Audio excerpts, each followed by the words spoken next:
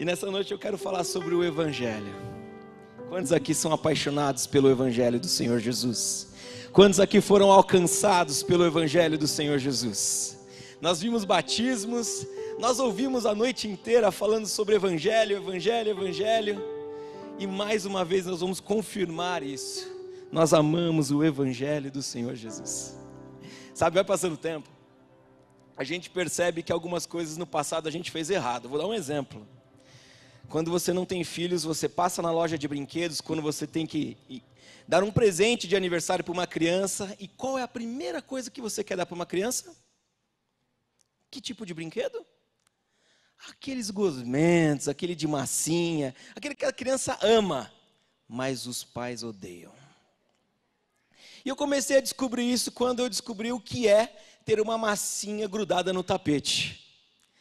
E quando você olha e descobre que o tapete inteiro está cheio de massinha. E você começa a falar, deixa eu pensar, quantas massinhas eu já dei. Quantos pais já falaram, opa, não chama mais o Klein para o aniversário do filho. Massinha é uma coisa gostosa de brincar quando está sob supervisão dos pais, não é mesmo? E nós temos as forminhas, eu estou lá brincando com a Bianca, e nós fazemos várias forminhas, e fizemos os bichinhos com a massinha de modelar. E parece que existem pessoas, e é uma capacidade do ser humano, de enxergar o Evangelho como uma massinha de modelar. Uma massinha que você pode pegar do pote, você coloca numa forminha e fala, tá vendo? Isso aqui é Evangelho. Nos dias de hoje, você sabe por que você vem numa igreja batista? Por que você participa de uma igreja batista? Você conhece os princípios batistas?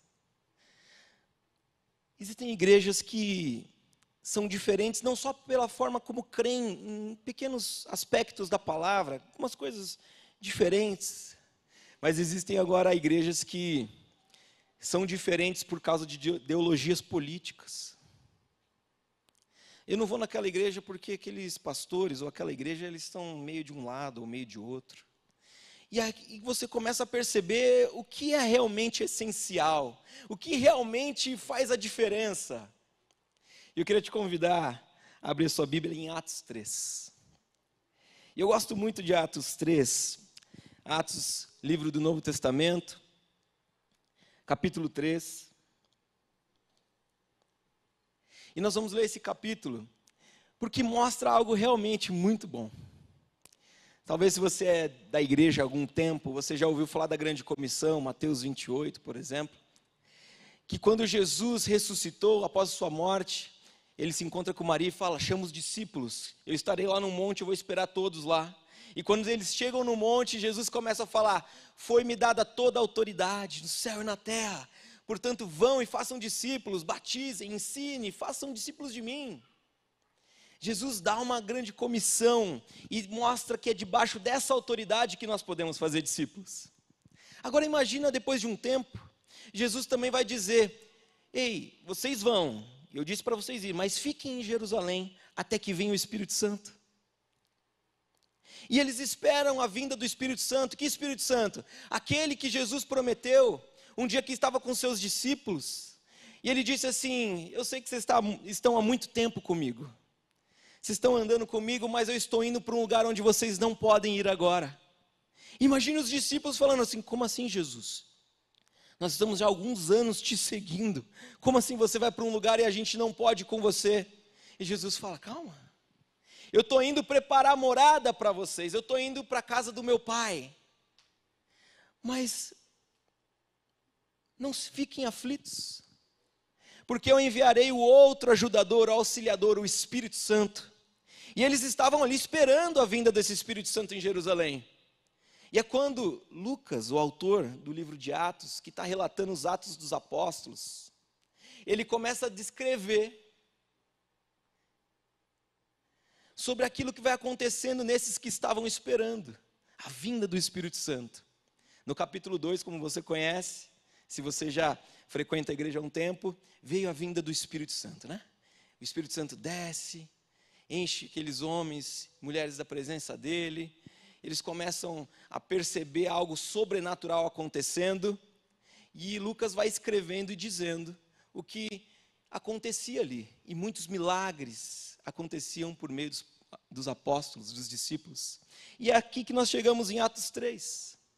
O primeiro milagre relatado depois da descida do Espírito Santo, depois que Pedro prega e mais de 3.000 pessoas se convertem, milhares e milhares de pessoas, e aquela comunidade começa a crescer. Aquelas pessoas começam a ouvir burburinhos de algo novo na cidade que estava acontecendo. E eu gosto muito, porque Lucas ele é muito detalhista. Você conhece pessoas detalhistas? Aquelas pessoas perceptivas, parece que tem um olhar treinado, percebe tudo. Lucas é um desses, que coloca exatamente aquilo que deveria estar aqui. Quando eu leio a Bíblia, eu gosto muito de perceber que cada detalhe que está aqui, foi o Espírito Santo que permitiu e disse para estar aqui. Porque nós cremos que toda a Escritura é inspirada por Deus. Você acredita nisso? Existem pessoas que pegam partes disso e falam, isso aqui é o Evangelho. Mas toda a Escritura é inspirada por Deus. Tudo que está aqui foi o Senhor, o Espírito Santo que dirigiu pessoas, os autores bíblicos, para colocar esses textos aqui. E eu queria ler para vocês os 2 primeiros versículos que diz assim: certo dia, por volta das 3 da tarde, perceba isso. Certo dia, por volta das 3 da tarde, Pedro e João foram ao templo orar. Um homem aleijado de nascença estava sendo carregado. Todos os dias ele era colocado ao lado da porta chamada Formosa, para pedir esmolas a quem entrasse no templo. Se você percebeu em detalhes, qual foi o horário que Pedro e João foram orar?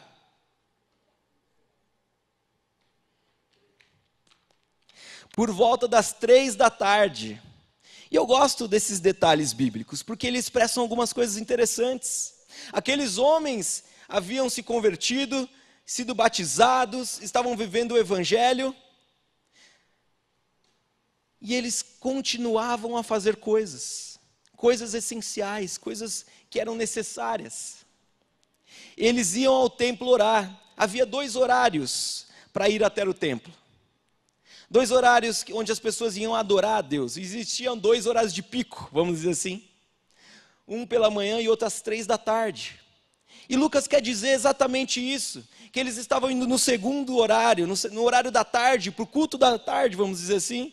Eles estavam indo para o templo orar. E olha que interessante, Pedro estava com João. Aqui eu gosto de perceber a diferença de um movimento que coloca irmãos, pessoas ao lado. Às vezes a gente fala assim, poxa, hoje foi uma palavra de exortação. Você sabe o que significa exortar? Exortar, na raiz da palavra, significa andar ao lado.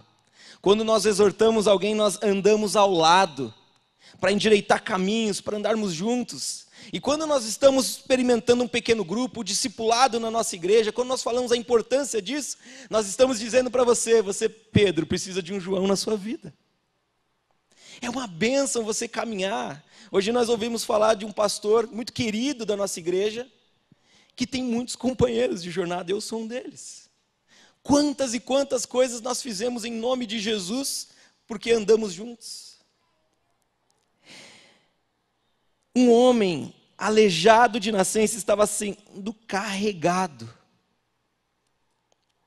Eu acho isso muito interessante. Todos os dias ele era colocado ao lado da porta chamada Formosa, para pedir esmolas a quem entrasse no templo.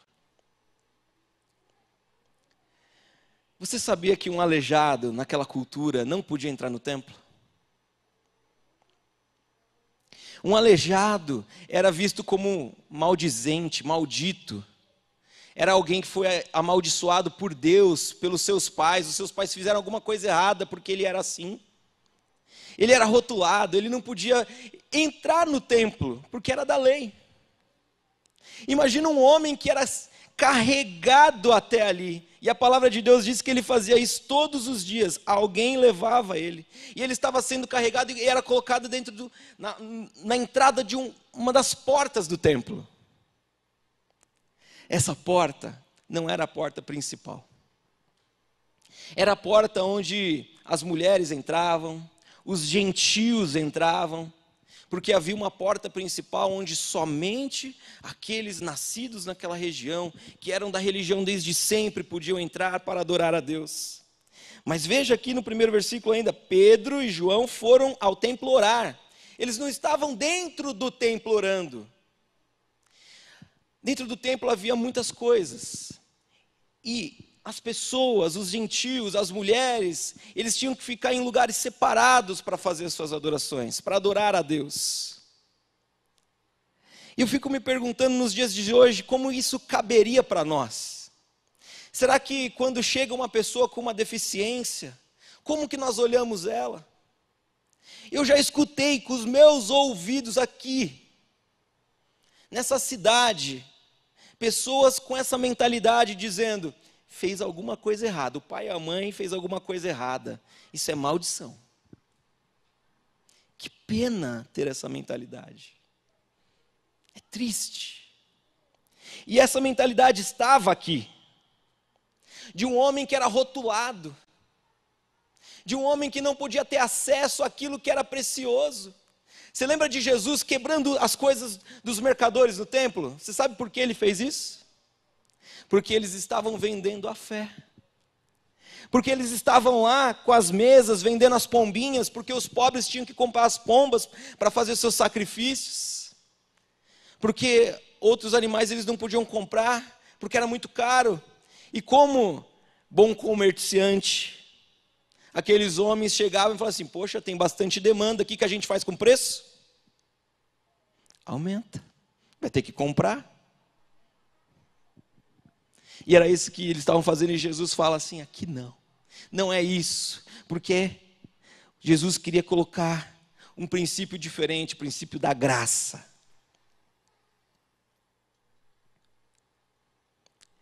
Aquele homem aleijado de nascença estava sendo carregado. Que bom que nós temos pessoas misericordiosas. Você se lembra de alguém que foi misericordioso com a sua vida?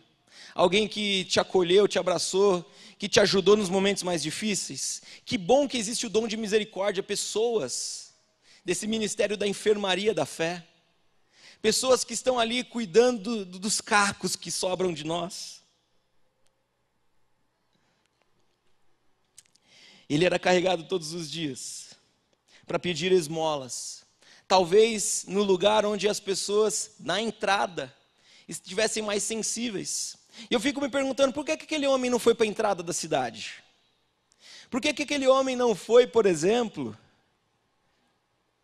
por uma feira de negócios, por uma feira onde tinha comida e bebida? Por que ele não foi para o centro comercial da cidade? Por que ele foi para o templo? O que ele queria ali? Será que ele estava pensando nas pessoas estarem sensíveis? Ou que ele tinha o desejo de entrar naquele lugar, mas ele estava ali mendigando, pedindo uma ajuda, uma esmola, porque aquele homem para aquela época, além de maldito, ele era improdutivo, não tinha recursos para o trabalho. E eu acho muito interessante o verso 3 e 4 que vamos ler, que diz assim, quando ele viu que Pedro e João iam entrar, pediu-lhes dinheiro. Pedro e João se voltaram para ele e disse, olhe para nós. Quando aquele homem viu Pedro e João, vindo que eles iam entrar, pediu-lhes dinheiro.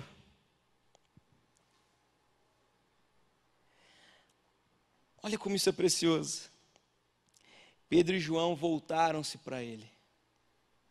Você sabe como um mendigo, um aleijado costuma pedir uma esmola? Você acha que ele olha para você e fala assim, dá aquele sorriso, você me dá uma esmola? É normal que essas pessoas, nessas condições, elas abaixem a cabeça e peçam, tentando mostrar uma certa humildade. Eles se humilham para dizer, eu preciso que você me ajude, eu me rebaixo a isso. Isso mostra como era a condição desse homem. Só que Pedro e João voltam-se para aquele homem e Pedro chama a atenção e diz assim, ei, olha aqui.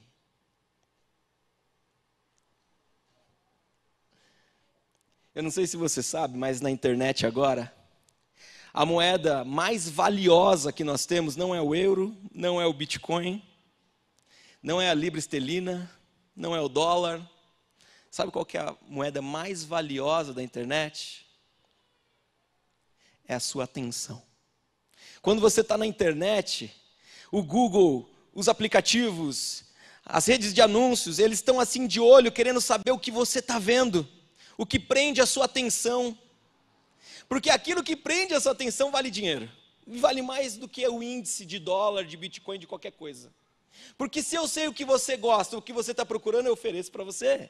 E se eu ofereço para você, a tendência de comprar é muito maior. E com isso, muitos milhões e milhões e milhões e milhões são feitos. Por causa da sua atenção. Por isso é importante saber o que você tem. E quando nós estamos falando de relacionamentos aqui, a moeda de maior valor é a atenção. Por isso que Pedro e João voltam a sua atenção para aquele homem que estavam pedindo dinheiro. Ele era explícito em dizer, eu penso em pedir dinheiro. A Bíblia é clara nisso. E eles voltam para aquele homem, dão atenção para ele, e isso nos mostra o quanto nós como igrejas precisamos dar atenção às pessoas. Nesse mundo que nós estamos vivendo agora, está faltando olho no olho. Porque olho por olho e dente por dente a gente tem visto por aí. Mas que a gente possa viver mais olho no olho e menos dente por dente, não olho por olho. Que a gente possa viver dando atenção para as pessoas, atenção para os filhos, para o marido, para a esposa, porque nós estamos distraídos, nós estamos cheios de ideias, são tantas vozes falando conosco, são tantos vídeos que a gente se perde quando vemos, passamos horas e horas e horas e horas na internet, nas redes sociais e tantas coisas. Pedro disse, olhe para nós. Se alguém olhar no teu olho agora, o que ele vai encontrar? Qual é a verdade da sua vida? O que as pessoas vão ver? O que faz o seu olho brilhar? O que é aquilo que está queimando no teu coração, aquilo que você tem de mais valor? Às vezes você senta com uma pessoa e você começa a conversar, ela sabe muito sobre diversas coisas, mas quando você começa a falar de vida, ela não consegue mais falar. Quando você começa a falar sobre Deus, a coisa fica eles, os outros, a vida é assim, nunca é uma coisa pessoal, nunca é uma coisa que está ali vivendo, não é algo que está no coração, gente.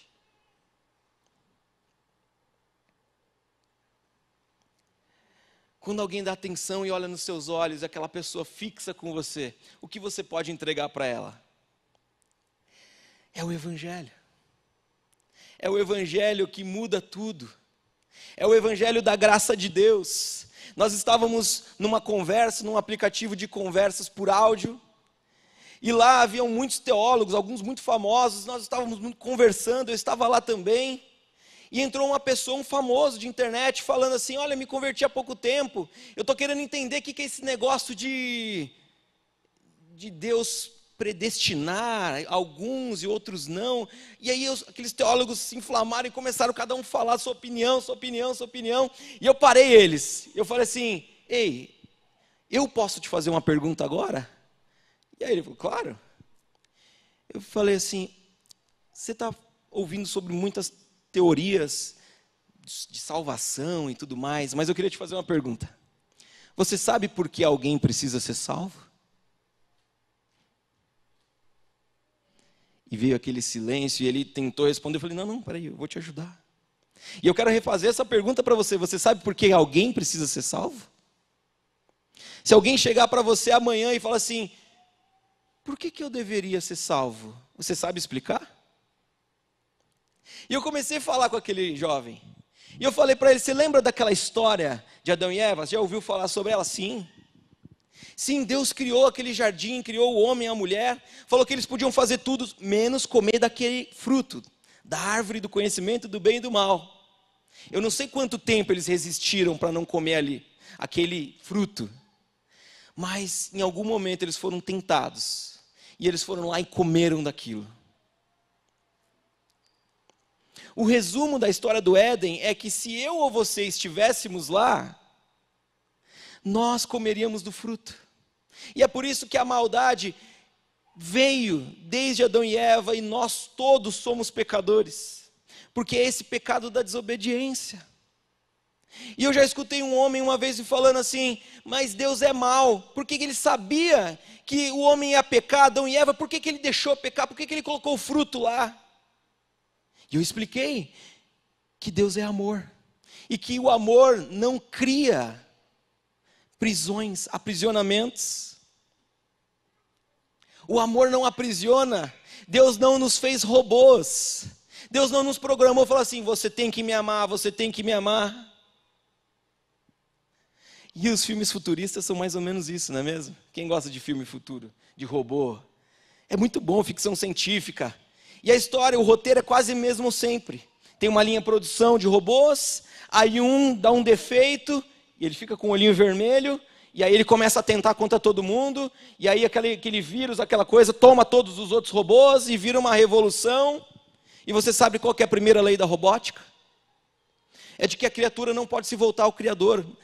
O robô não pode fazer mal ao humano, está na programação dele. Mas Deus não nos fez assim. Deus permitiu. Deus sempre deixa uma porta para que você entre. Quer dizer, uma porta que você possa sair.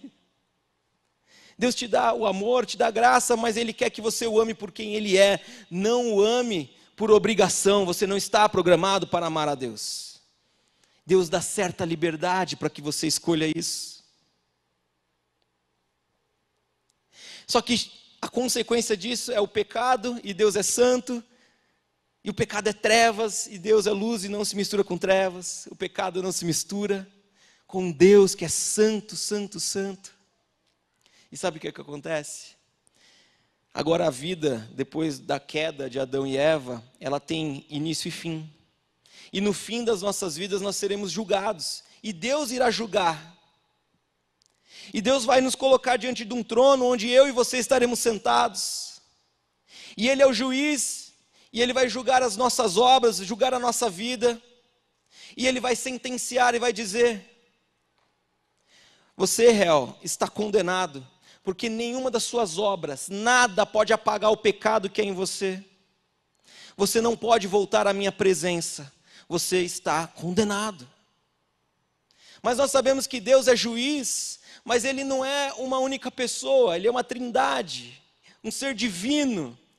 E daquele trono, aquele Deus que está sentado ali, Ele desce, embora Ele continue também sentado, porque é o Deus Pai, vem na pessoa de Jesus Cristo, desce como um advogado daquele réu, e Ele fala assim: juiz, eu quero representar esse réu, não há nada que possa ser feito para que essa condenação seja revertida. E o juiz: não há. Então aquele advogado olha para o juiz, olha para o seu cliente, a quem ele representa, e fala: então, senhor juiz, você pode me levar. Eu quero pagar pelo meu cliente, eu quero pagar por ele que está condenado, para que eu seja executado, para que eu pague a condenação dele, e ele tenha a liberdade de voltar e estar com você. E o juiz aceita.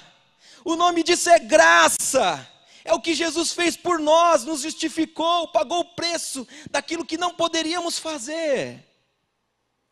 Esse é o evangelho, de que você não pode fazer nada para obter a salvação, porque Jesus fez tudo. Eu quero saber se tem um crente aqui que vai me ajudar e vai dizer um glória a Deus. Tem alguém aqui que vai estar feliz por isso?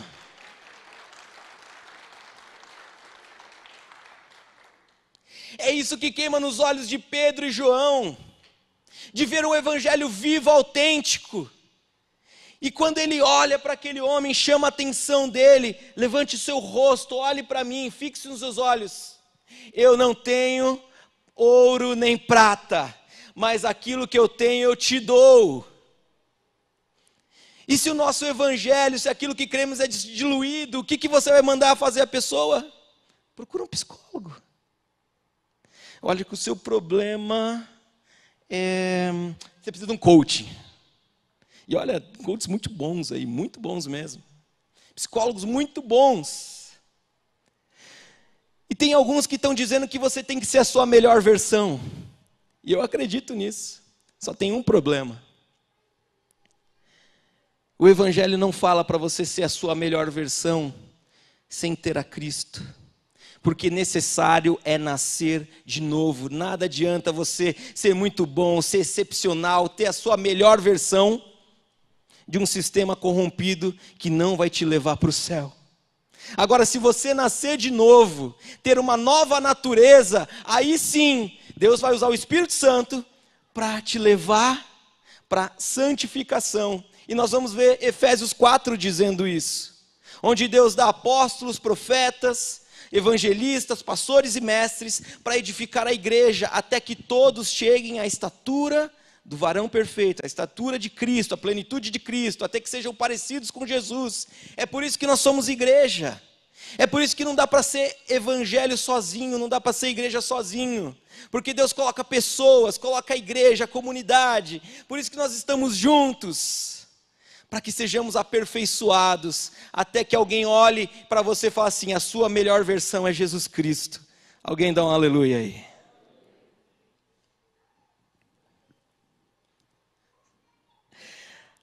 Eu não tenho ouro ou prata, mas aquilo que eu tenho te dou, em nome de Jesus Cristo Nazareno, levante-se e ande. Parece que essa história é antiga, gente, e é. Parece que isso aconteceu só na época dos apóstolos, mas na última conferência missionária que nós tivemos aqui nessa igreja, uma pessoa da comunicação estava com seu pé quebrado, com seus ligamentos todos estourados.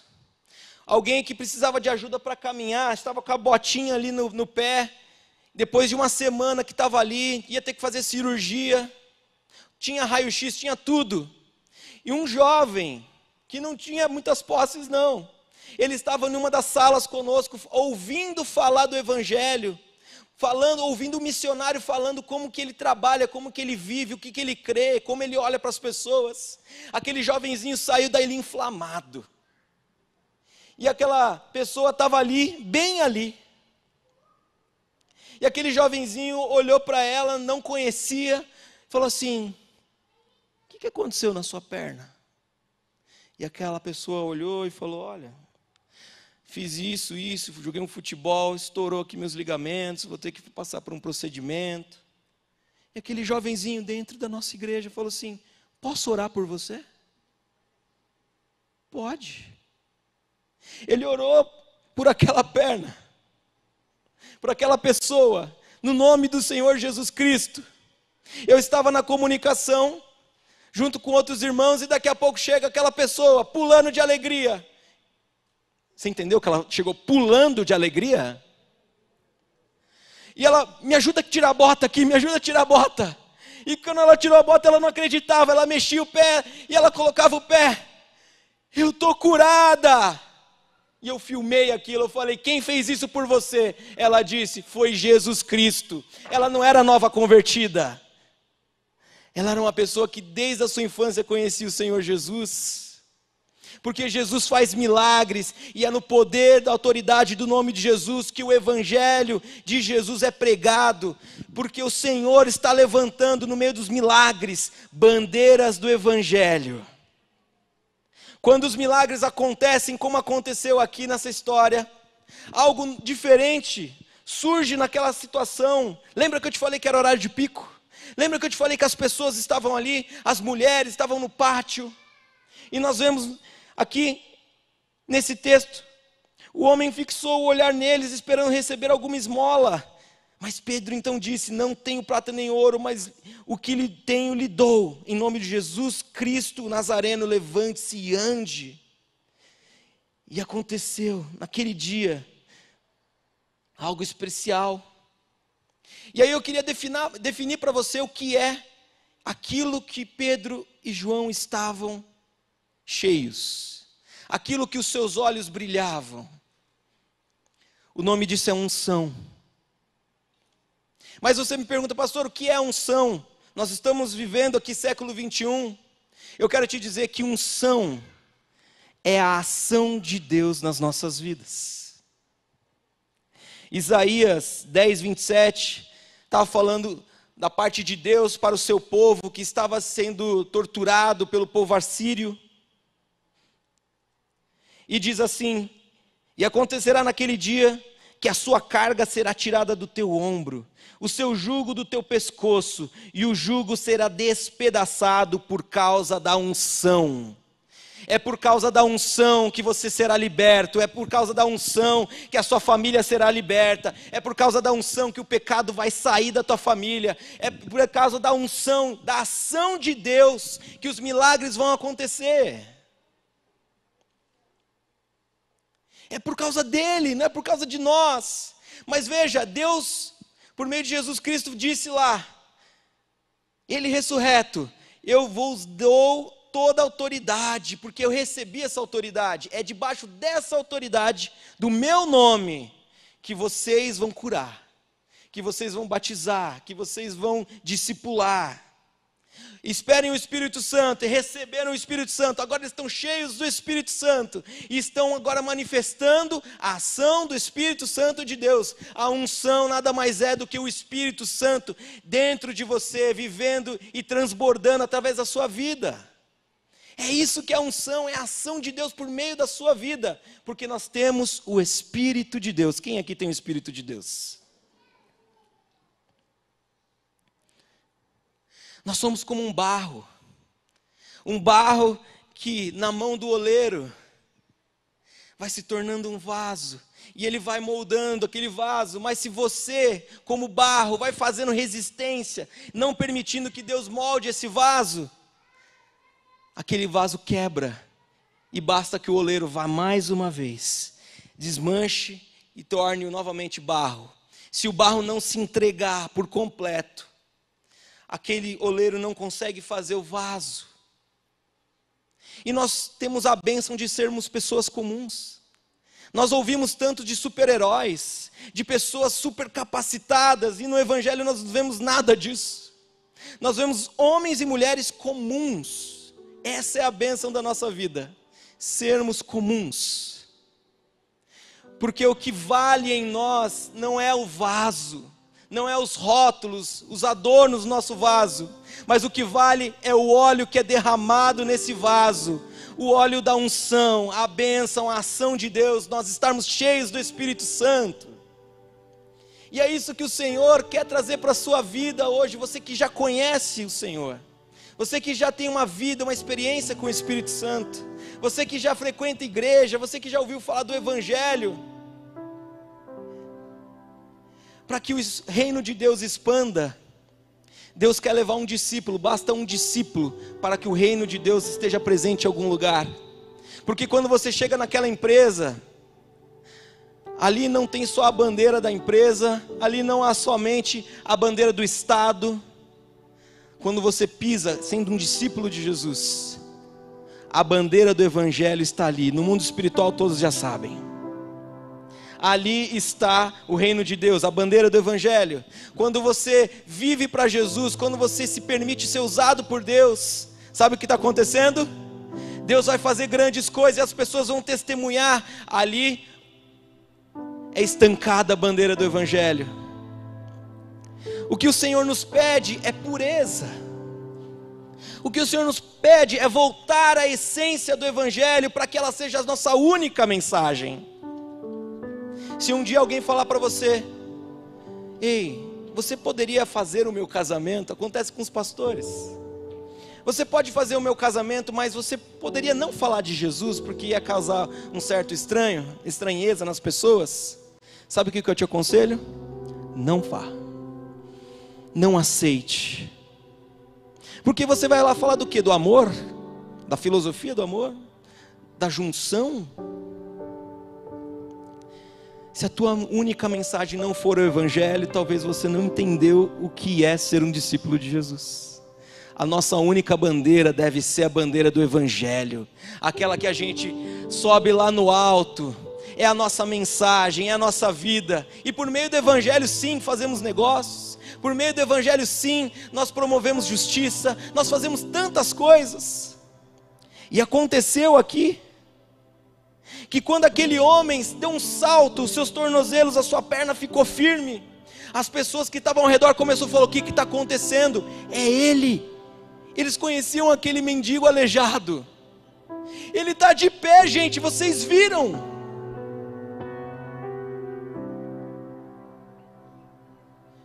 As pessoas começaram a chegar: o que está acontecendo? O que está acontecendo? O que está acontecendo? Verso 16, Pedro vai dizer assim: pela fé no nome de Jesus, este homem que vocês veem e conhecem foi curado pelo nome do Senhor Jesus. A fé no nome de Jesus curou diante dos seus olhos, vocês estão testemunhando isso. Agora arrependam-se e voltem-se para Deus, para que os seus pecados sejam apagados. A bandeira do Evangelho, ela acolhe, ela muda a condição das pessoas, transforma o aleijado, transforma o mendigo, transforma o machista, transforma a feminista. O Evangelho não cabe, queridos, dentro das nossas filosofias. Você não consegue colocar o Evangelho dentro do seu copinho, da sua maneira de enxergar. Ele vai nos frustrar. E aqui está a parte do Evangelho que você precisa entender. O Evangelho vai frustrar você. Você que ama a Deus porque Ele faz o que você pede, e o dia que Ele não faz o que você pede, você deixa de amá-lo. Então você não ama a Deus, você ama você mesmo. Você ama você mesma, porque você quer um Deus que faça aquilo que você quer, não aquilo que Ele quer. O Evangelho, pelo ofício da igreja apostólica, é aquela que coloca novas estacas. É quando nós enviamos as pessoas, é quando os missionários vão, quando os discípulos vão, e ali chega o Evangelho. A bandeira do Evangelho é estacada, fazendo um paralelo com Efésios 4. O Evangelho pelo ofício dos profetas, ofício da igreja profética, é aquela que traz alinhamento, que traz pureza, que traz para o povo de Deus a volta, o retorno. O ofício da igreja, pelo viés dos pastores e mestres, é aqueles que trazem o coração de volta da igreja. O ofício que faz com que o ensino seja verdadeiro, é que faz com que o teu coração se apaixone de novo por Deus, para que você abandone filosofias, para que você fale assim: a minha bandeira é o Evangelho. Eu posso crer em outras coisas, mas essas coisas são secundárias. Eu não tento encaixotar o Evangelho, porque não dá, Deus não cabe na tua caixa. Você poderia ficar de pé no seu lugar?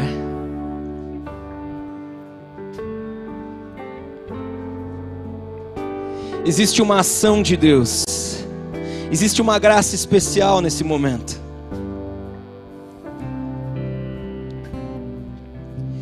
E eu queria fazer um desafio primeiro para você, que reconhece que você é pecador e pecadora, e que você deseja a salvação em Jesus Cristo, e fala: Jesus, perdoa os meus pecados, eu recebo. Levanta uma das suas mãos para que eu veja. Amém, amém, amém, amém, amém, amém. Mais alguém?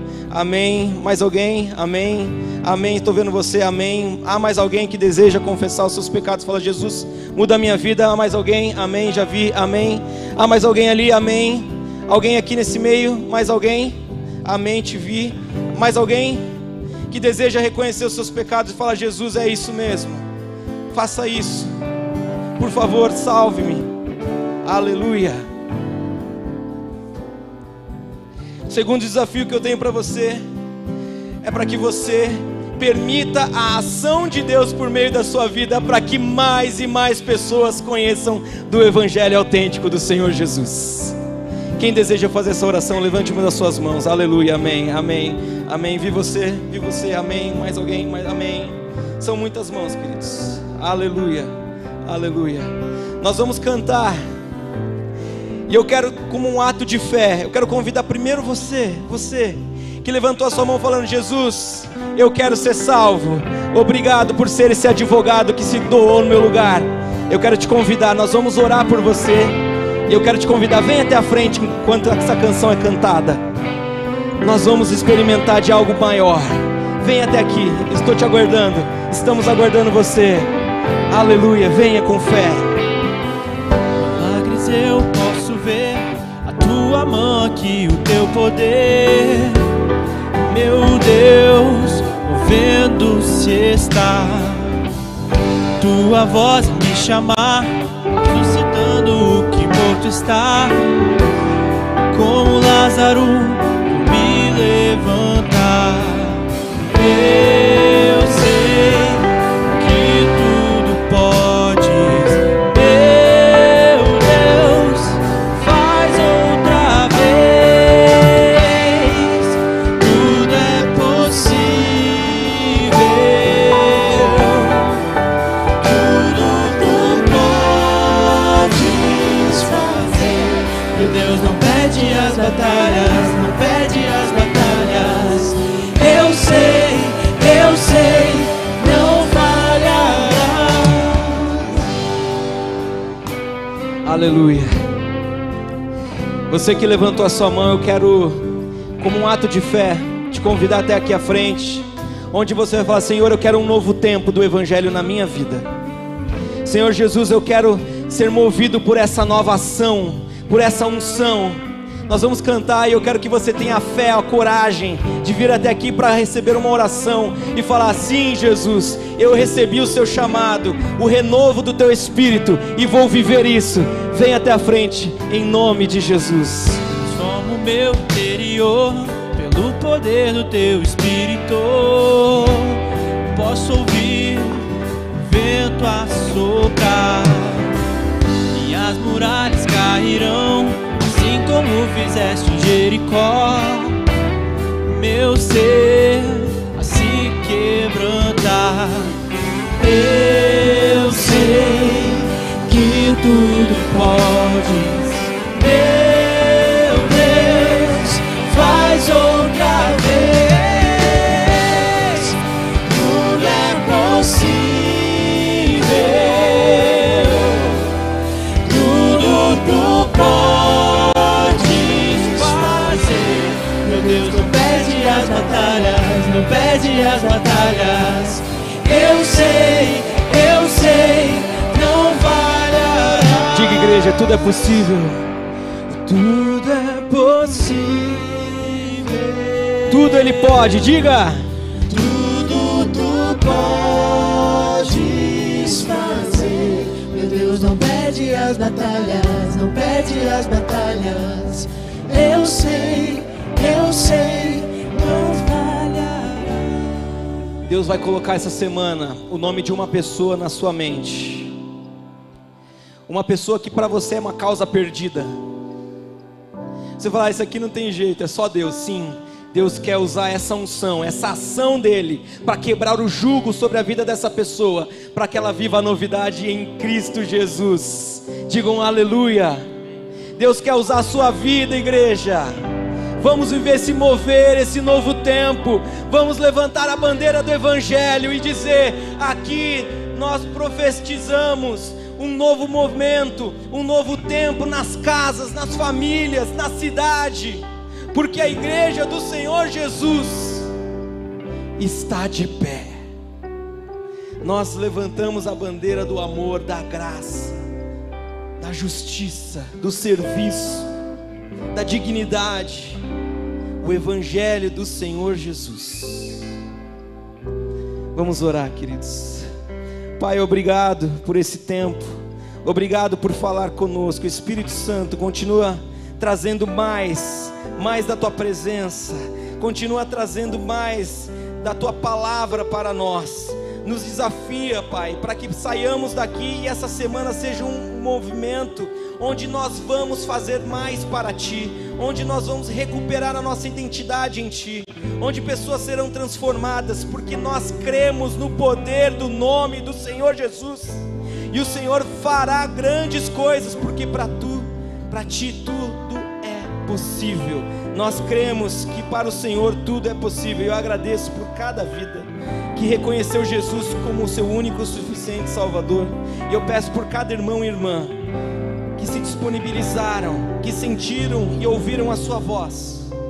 Eu peço que o Senhor mova no sobrenatural, traga, Senhor, tudo aquilo que elas precisam, para que possam viver o evangelho genuíno, autêntico, puro, simples, abençoador, transformador do nome poderoso de Jesus. E a igreja do Senhor Jesus diga amém.